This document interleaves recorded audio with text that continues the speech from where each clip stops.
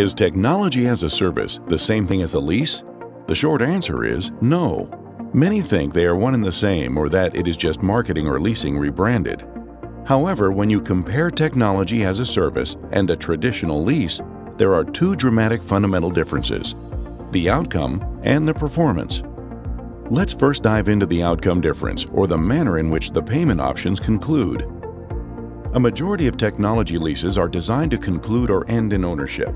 But technology as a service, as it states in the name, is a service, and services cannot be owned. When a service term concludes, your two options typically are to continue or renew it, or you can cancel the service. It's important to understand that owning technology equipment is not a benefit. Technology hardware components are rapidly depreciating assets and do not generate revenue. Generally, it does not make financial sense to deplete hard-earned capital to own these types of assets. Additionally, when you peel back the components of what makes technology solutions, you begin to see that hardware represents on average less than 30% of the sale price. The other 70% comes from a combination of licensing, warranty, installation labor, software, and profit. These are known as non-recoverable costs. Basic financial principles and financially astute experts advise that if there are greater non-recoverable costs than recoverable costs, avoiding ownership is ideal. And lastly, as it relates to ownership, if the hardware within the solution has a high potential for obsolescence within a 2 to 4 year time frame, ownership is not a good business, technical, or financial strategy. Based on today's marketplace, the rapid advancement of office and facility technologies is already moving at that pace and beyond. Now let's address the second difference: performance, or how the payment option operates and functions. A true technology as a service offering allows you to migrate to new technology at any time during the service term without financial repercussions.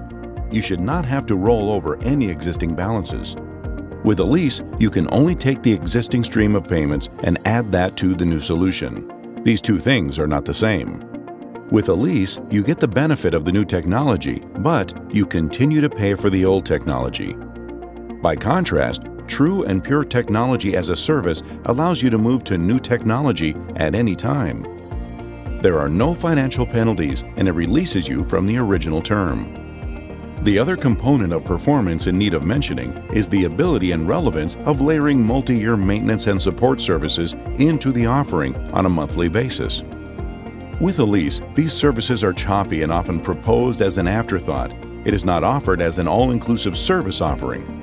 However, with as a service, it is just that, a comprehensive solution offering that includes the technology and services for multiple years into the future. Today's service plans are being reimagined with proactive checkups, concierge services, and supported with traditional service level provisions. The service portion of the offering truly supports the pivot of these solutions being procured under the subscription consumption model. It really puts the service in technology as a service. So, now you know. There are fundamental components that make technology as a service solutions what it is and what differentiates it from the traditional lease that most have always known.